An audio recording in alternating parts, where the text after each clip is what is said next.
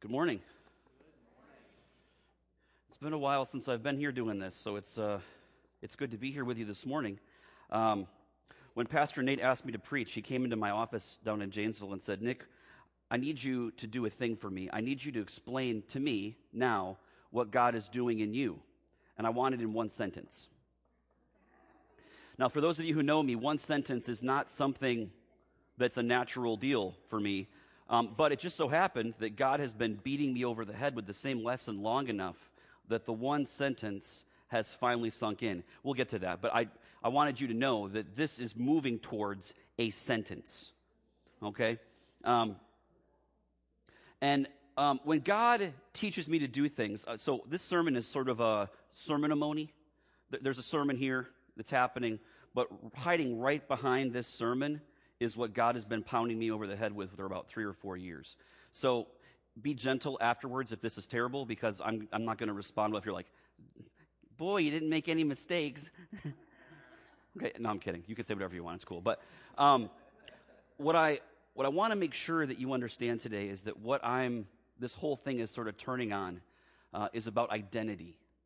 And identity really is just what you think about you, really. What you are, really. And so this morning, what I want you to do before we go any further, in front of you in the pews, there are some scraps of paper. Just take like 30 seconds and scribble down. Who do you think you are? I don't mean that in like who do you think? I mean, who are you? Right, write it down. I want to actually see people actually writing real stuff. Who are you? What are you?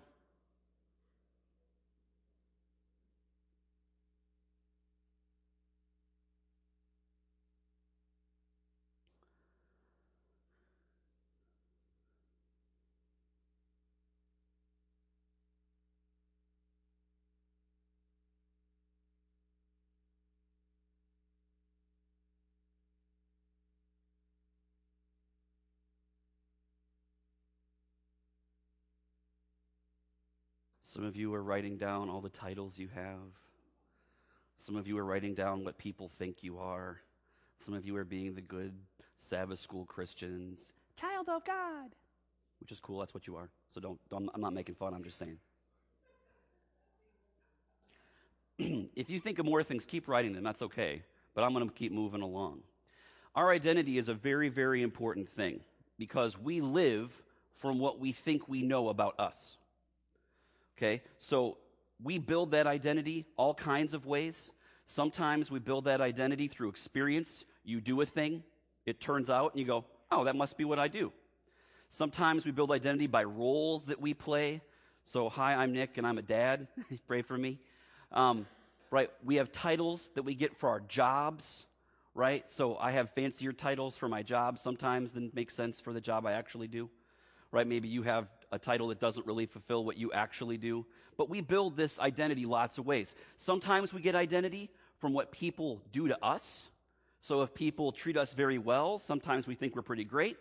If we have people treat us poorly, sometimes we think bad things about us. But no matter what, you have an identity, right? You have one. And that identity has been formed by a combination of these sorts of things. If you're really, really good at being a Christian, the first place you're going to go, and we're going to end here too, is you go to the scriptures and you say, "What does God say I am?" And then you live from that, which is, we just read some of that, right? And we'll talk about more places. But no matter what, your identity is incredibly important. And the reason it's important is because ultimately, we all can face times and periods in our life where that identity can come under pressure, right? Maybe we have a title stripped from us. You lose a job. A tragedy happens to you. Roles change. Okay, and what an identity crisis, when we don't know what our identity is, boils down to is when the view you have of yourself doesn't match the feedback you get from the world you're living in.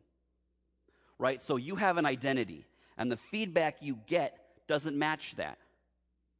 Okay, and what I have been struggling with the last 3 or 4 years, here comes the little testimony piece. This is 10,000 feet up, but looking at it facing down. Here's what happened, right? The response of, right, conviction, thy name is children. Okay, so again, my identity really started to kind of crack and kind of show some wear, and I really had some trouble. I've been struggling with this for those of you close to me who go, yeah, right? That's a real thing, and I've been kind of fighting my way through that. So my hope today in our text is that you will get a chance to see that what's been happening to me is that God has been stripping away the pieces of identity that I can't keep, stuff that doesn't fit, and leaving me with sort of this very basic, like, it sounds, again, this sounds bad, I don't mean it in a bad way, like, like a 5-year-old in Sabbath school, Jesus, right? I'm being, that everything else is being stripped away, and I've been left to that. And what I've gotten to is that ultimately, seeing ourselves as God does is an act of faith. Because what he sees, when I look in the mirror, it's not what I see. Right? And ultimately, I have to, in that moment, make a decision. What am I going to believe? Am I going to believe what I see or what I think other people see? Or am I going to believe what God sees? Because ultimately, that decision will determine how I live. So in our passage today, we're going to look at a story about a change in perspective. People who saw and didn't see, and how their identity gets wrapped up in that. And this is one of my favorite stories. So we're gonna have to kind of hurry through it this morning. But I encourage you today, next week, read this story a few times. It's awesome. It's an amazing story. And the story is found in the book of 2 Kings, chapter 6, verses 8 to 23. And I'm going to read it quickly for us while you're on the way there. So this is 2 Kings 6, 8 to 23. And I want you just to hear this, right? Sometimes we hear our Bibles and we're like, oh, this is, and we miss the story in it. Listen to this story. This is amazing. This is an awesome story, okay? To kind of give you a little bit of backdrop here, to give you some names to put to things, there's going to be a kingdom called Aram. That's Syria. The capital of Aram is Damascus. Still there, same city, same place. Okay? The king of Aram is a guy named Ben-Hadad. We don't get his name right off the front here, but that's his name. And Ben just means the kid of Hadad, so it's Hadad's kid, the one after him. And this guy doesn't like Israel very much. Okay? The story immediately before this, the big one, is God's prophet Elisha, as we heard from Margot kind of already. The story right before this, Elisha heals Naaman, right? Remember the military leader who's got the skin thing happening? That story is the one in 2 Kings chapter 5, and Naaman is the military leader of Syria. So the story right before this, where all these military raids start, Elisha heals the military leader of Israel's enemy. Okay, we'll get to that too. And then the last piece of this is that, and this is kind of important, and we'll get to this at the very end. The king of Israel in this period is a guy named Ahab's son, Joram or Jehoram, right? And just so you know, not a particularly good guy, not a particularly good follower of God. Ahab, his whole entire family, everything that comes after him is bad. Okay? So as you hear this story, listen to the pieces. Okay? Elisha has already healed the military leader of Israel's worst enemy, and now Israel's worst enemy is going to attack. Right? And the king of Israel isn't a particularly great guy.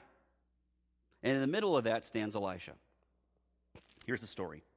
Once when the king of Syria was warring against Israel, he took counsel with his servants, saying, "At such and such a place shall be my camp." But the man of God, that is Elisha, sent word to the king of Israel, "Beware that you do not pass this place, for the Syrians are going down there."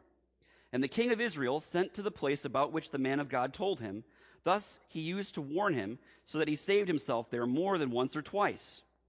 And the mind of the king of Syria was greatly troubled because of this thing. And he called to his servants and said to them, "Will you not show me who of us is for the king of Israel?"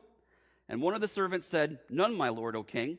But Elisha, the prophet who is in Israel, tells the king of Israel the words that you speak in your bedroom." And he, that is the king of Syria, said, "Go and see where he is, that I may send and seize him." It was told to him, "Behold, he is in Dothan." So he sent there horses and chariots and a great army, and they came by night and surrounded the city. When the servant of the man of God rose early in the morning and went out, behold, an army with horses and chariots was all around the city. And the servant said, "Alas, my master, what shall we do?" And he said, "Do not be afraid, for those who are with us are more than those who are with them." Then Elisha prayed and said, "O Lord, please open his eyes that he may see." So the Lord opened the eyes of the young man, and he saw, and behold, the mountain was full of horses and chariots of fire all around Elisha. And when the Syrians came down against him, Elisha prayed to the Lord and said, "Please strike this people with blindness." So he struck them with blindness in accordance with the prayer of Elisha. And Elisha said to them, "This is not the way, and this is not the city. Follow me, and I will bring you to the man whom you seek." And he led them to Samaria. As soon as they entered Samaria, Elisha said, "O Lord, open the eyes of these men that they may see." So the Lord opened their eyes, and they saw, and behold, they were in the midst of Samaria. As soon as the king of Israel saw them, he said to Elijah, "My father, shall I strike them down? Shall I strike them down?" He answered, "You shall not strike them down. Would you strike down those whom you have taken with your captive with your sword and with your bow? Set bread and water before them, that they may eat and drink and go to their master." So he prepared for them a great feast, and when they had eaten and drunk, he sent them away, and they went to their master, and the Syrians did not come again on raids into the land of Israel. That's the end of the story. So, to kind of sum this up very quickly, and there's a lot going on here. That's what I'm saying. Read this a few times. But to kind of hit the highlights here, Syria is at war with Israel, and apparently that's going pretty well, because the Syrians feel free to send troops wherever they want. Right? This Dothan place in verse 13, we find out, if you go look at a map, that's 10 miles from the capital of Samaria. Now, for those of you who aren't military strategists, I kind of do this in my spare time because I'm kind of a nerd like this. It's a bad thing if you're fighting somebody and the other guy can bring all his entire army 10 miles from your capital and nothing happens. That's bad. Okay? But that's what's happening here, right? So the king of Syria is like, go to. He just sends, so there's war, he can send troops wherever he wants, right? But no matter, despite that amazing military ability, right, the king of Syria can't get Israel under his thumb. And the reason is because Elisha knows everything that's happening because God is telling him. And Elisha is sending word to the king of Israel saying, you don't want to go there. The entire army of Syria is there right now, right? Can you imagine how frustrating that would be if you're the king of Syria? You know you've got them beat, right? And you can never actually have, like, the decisive final battle. Because somehow the information about where your whole army is showing up. Right? You are superior in every military possible way, and you can't seem to win no matter what you do. Right? So in the original languages here, it says that the king was greatly disturbed in English. It says he was stormy. I don't know if y'all have ever seen anybody that's stormy. If you've ever been around me for any length of time, you've seen somebody who can be stormy, right? But the king of Syria here is not a happy person because he's got everything and he can't seem to nail the Israelites down.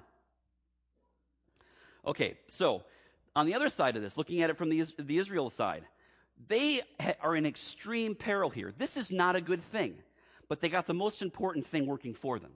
And that is that the God of the universe is on their side, right? And in this case, they don't particularly deserve that help. Ahab, bad, right? Jezebel, that's his queen. This is their kid who's the king now. How was he raised? Right? He's not a good person, not a good king. And yet, God is like, I'm going to make sure you don't get annihilated by the Syrians. I'm going to send word to my servant, the prophet Elisha, and we're going to keep you safe. So Elisha here, as the man of God, which, how's that for a title? Right? You walk around like, hey, man of God. That would make me just a little bit uneasy. Right? But as the man of God, as the prophet, right, Elisha does exactly the thing he's supposed to do as the prophet. You get words from God, you distribute them to the people. Right? Prophets, if you go all the way down, are basically God's opinion vendors. When God doesn't like what you're doing, he sends a prophet and says, are you sure? When he likes what you're doing, he says, not that I can get behind. God likes this. Keep it up. Okay, so Elisha is doing all of his job here. He's not the army. He's not the king, but he knows what God knows. He knows what God knows. And in this case, that seeing, that knowing is everything. Because the entire nation of Israel's survival depends on Elisha's ability to know what God knows and see what God sees. Everything depends on it. We've already established in the story that the army can squash them like a bug whenever they want if they ever got them under the hammer and the anvil. And at this point, God just keeps moving them out of there. Nope, nope, nope, nope, nope, nope, nope, nope, nope. Okay, so naturally, we talked about this, the king of Syria is upset, and he gives the tactical advice you would give, right? If someone is on the other side is a tremendous asset, and they're that important, and the entire battle hangs on you, you do the thing exactly that the king of Syria does. Go get him. Take him out. Because the minute Elisha's gone, the rest of this becomes very simple. Academic. Right? I have this many troops, and we are this way, and you have this many troops, and this. We're going to win. The only thing in the way is Elisha, therefore Elijah has to go. It makes perfect sense.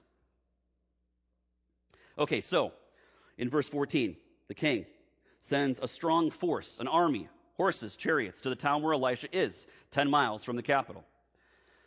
He's not playing. He sends these troops at night, right? Ostensibly because he thinks Elisha will be sleeping. If God is telling somebody all the time what you're doing, you wait for them to go to sleep before you move your army. Makes perfect sense, right? And you send a big army, because if the entire thing depends on Elisha giving the other side the information, you send enough people, so in case he does know you're coming, you have enough people to take him no matter what.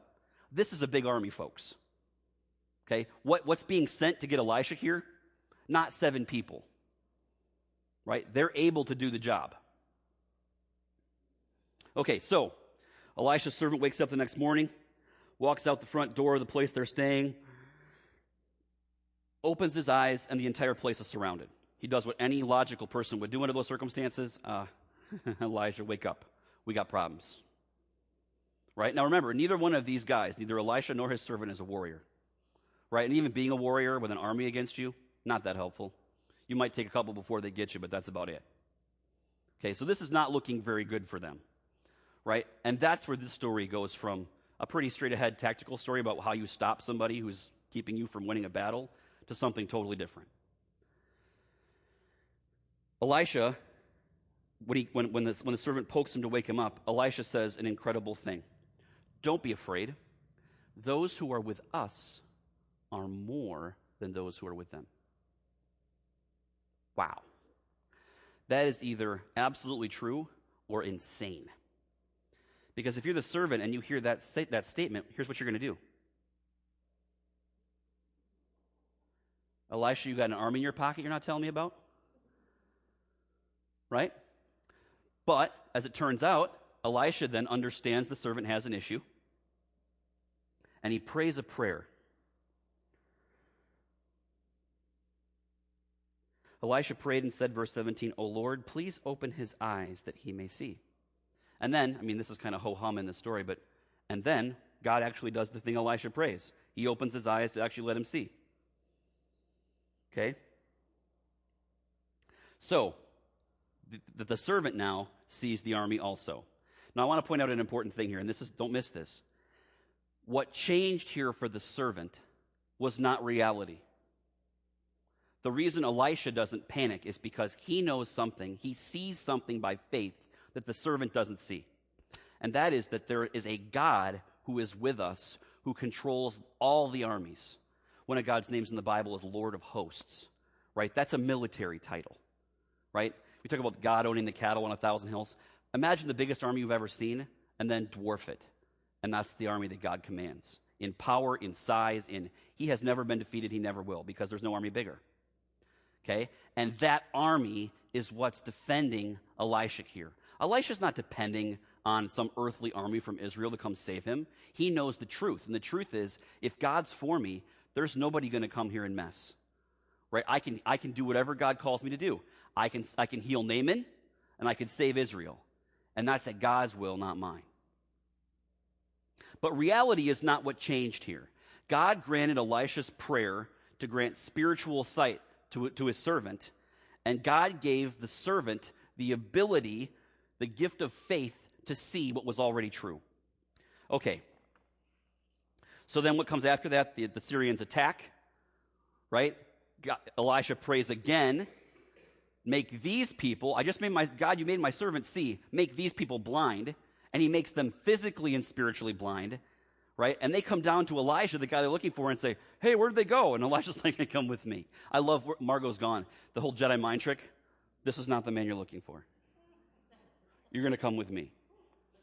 Right? That's perfect. I'll let Margot know later. That's perfect.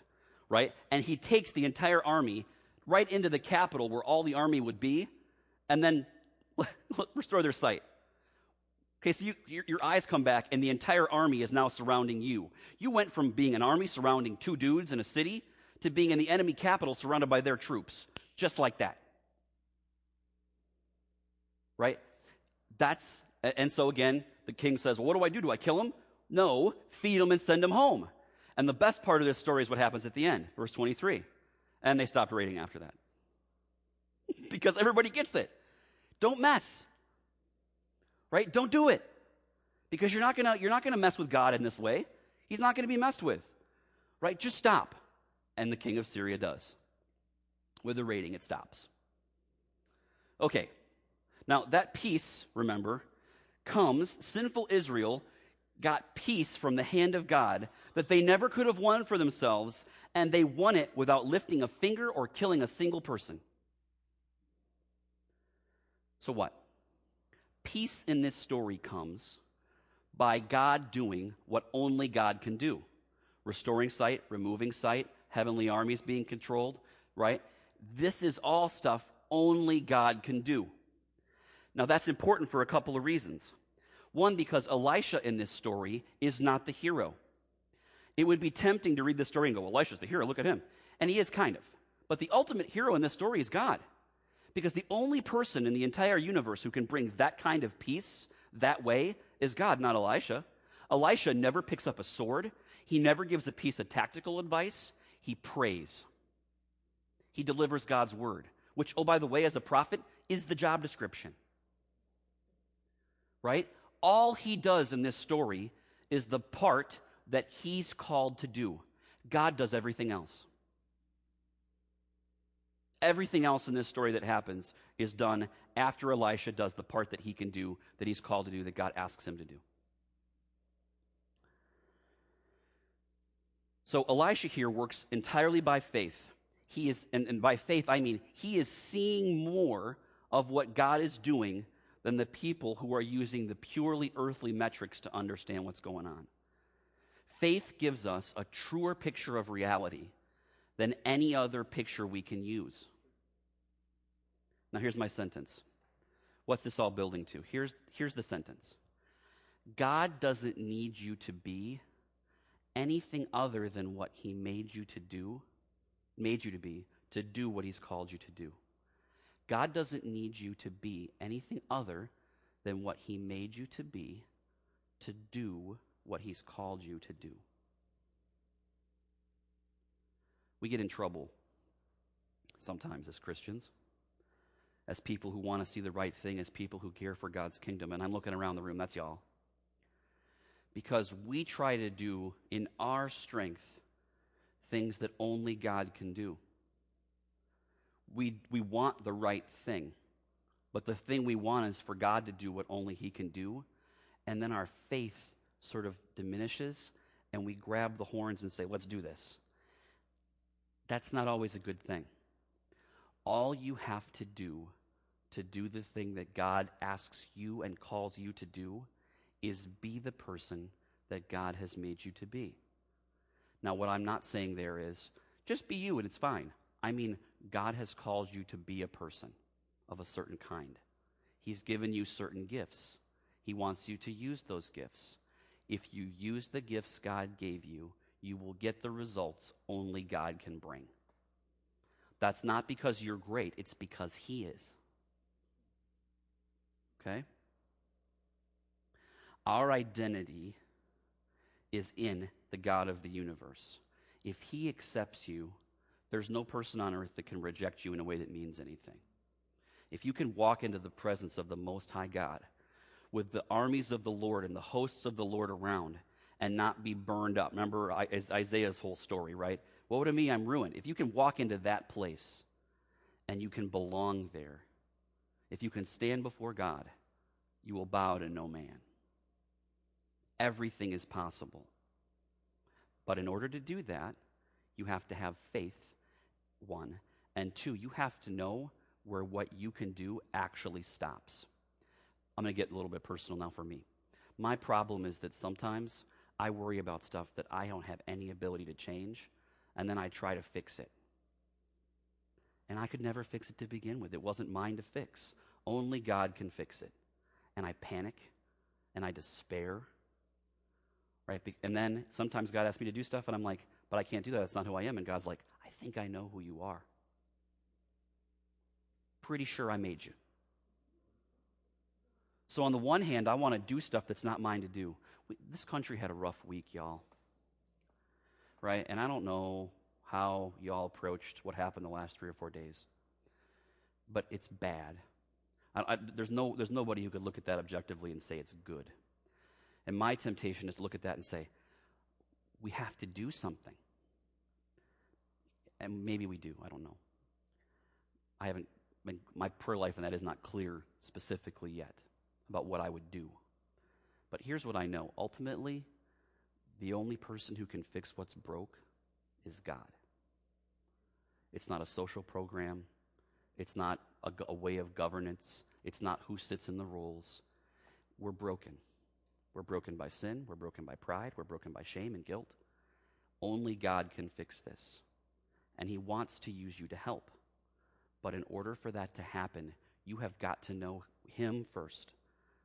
And second, what you are and what you are actually capable of.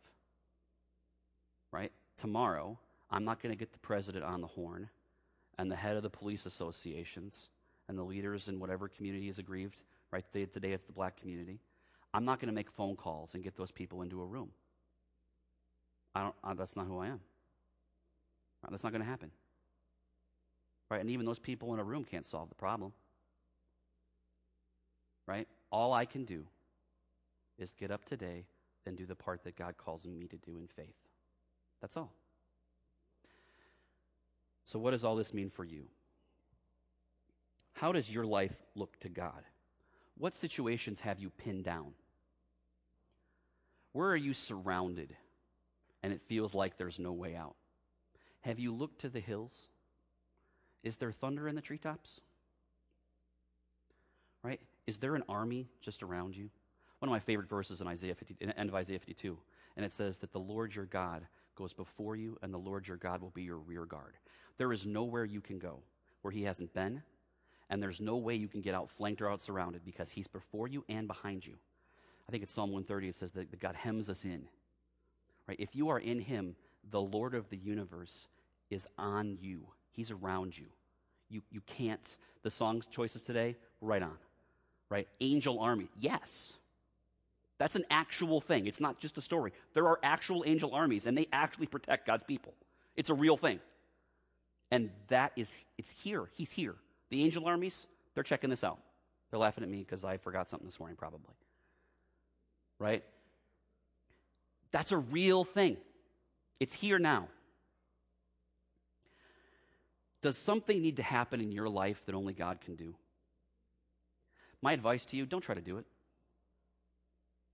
Let God do what only he can. This is the dependence the Bible commends right along. The Israelites are standing on the shore of the sea, and what does Moses say to them? In Exodus chapter 14, right? Rest. The Lord will fight for you. You need only to rest. Right? If it's something only God can do, God's going to do it. Don't kill yourself worrying about it. God's going to do a thing. Back to me for a second on this, to kind of start where I ended, or to end where I started. I have been trying to be something I'm not, to do work I was never meant to do. My identity crisis is wrapped up in that. Which makes sense, right? If you're trying to be something you're not, identity issue. And if you're trying to do something you were never meant to do, that's bad. I haven't fixed it. I haven't quite figured out how to do that yet. But here's what I've started doing. Saying no to stuff. I can't do that. It's not what I'm for. No. And saying yes to other stuff. Right? I'm bad at that. Kevin, can I get a witness? I'm bad at saying no. He worked next door to me for 10 years. He knows. Right? So God does what he wants, and we've got to get in line with that. Now, I want to say one other thing here, because I don't want to take this for granted, and this is important. And I'm almost done. No, really. This story echoes the gospel that we trust. If you think about this story, right, all of us fight against God. All of us do that. Different levels. Maybe you're fighting him today. But while we were still fighting him, he came and opened our eyes and brought us to his throne. Just like Elisha, right, takes this group of people trying to fight and puts them right in front of the king of Israel. God, while we're in the business of fighting him and working against him, right, while we were still sinners, it says in the book of Romans, right, we were fighting him, and he's like, come with me. Make them blind long enough until they can see. Then, when he opened our eyes, he gave us a feast, he gave us a gift, he went far beyond what happens in the story we read today. He adopted us as his kids, paid the war debts for our guilt and our shame and our wrong living, and more than just letting us live on our physical lives. He could squash us like a bug. But instead of that, he says, no, not just life now, life forever. You will never have to worry about being extinguished. You are eternal, and in the best possible way. Not because of what you did, but because I have done what only I can do. And it's for you. For that reason, we are accepted. We are purchased. And that price was expensive. It's the ultimate price. God paid himself. If a thing is what somebody pays for it, y'all, you're valuable. Your identity is the most valuable thing in God's universe. And the way you know that is because he paid the price. The biggest price that's ever been paid for anything, to buy you back from what you were. Maybe what you are. You are valuable. Our identity is rooted in who God is. And when God brings us in, he gives us gifts, he gives us callings, and he sends us out to be Elisha in the world, to bring sight to those who are blind. Remember Jesus, right? He reads the Isaiah scroll, right? To restore sight to the blind, freedom to the captives, healing to the sick, freedom to the oppressed. That is the gospel that you and I believe. And it's this. That's God saying, I have done what only I can do, so you can be what I've called you to be. I'm going to end where I started this morning. You have an identity sheet in front of you that you started scribbling it down. Is what's on that sheet what God sees about you? If it's not, tear it up. Get a better one. If your identity isn't the right one, if you're taking your identity from stuff that's not what God sees when he looks at you, ultimately you're trusting in an identity that will be taken from you. Everything that's not from him can be stripped away. I'm a dad. You know what? I'm a dad because I have kids. If something happened and my kids didn't exist, right? That identity would change pretty quick, wouldn't it? And that would be painful. But if I'm trusting in that for my identity, that's a blow you may not get up from. I might lose my job. It's possible. It could happen. Right? If my identity's in my job and I lose it, what then? Maybe it's in something else. Maybe it's a hobby you have. Right? Where you find your identity, you will find your purpose and you will find your strength. And if you're finding those things anywhere other than God today, you're in danger. My advice, my counsel as someone who's being stripped, don't let it get that far. Circle back. God sees some pretty good stuff when he looks at you. And he knows that because he made you and he bought you. Can I pray for you quickly before we sing? God, I ask today that you would give us the courage to be the people who you've made us to be so that we can do in confidence the things that you've asked us to do. Lord, if anyone here today has trouble seeing themselves as you see them, I ask by the power of your Holy Spirit even now that you would reveal what you really see, what's true, what's actual about each one of us today to our own hearts. Show us who we are. Show us who you are. Help us to trust in who you are. Lord, today, if we have struggled to believe the gospel, that you have bought us back, I ask today, God, that you would move. If there's any here, Lord, who haven't trusted in that and they feel that that sense that you're moving in them, I ask that they would respond to that today, that they would move before they leave this place to hear you and to respond, to say, yes, I trust that what God sees when he looks at me is the truth. Lord, give us courage, give us strength, give us patience. Lord, give us a sense of humility. Not that we would think that we're nothing, but that we would understand what we actually are. Lord, we are your children. You've bought us and you've purchased us and you love us. Thank you for that. We thank you for this time. We ask that you'd bless it and keep us moving in the direction towards following you in faith. Give us faith to live. Give us faith to see things as you do. We pray these things in Jesus' name. Amen.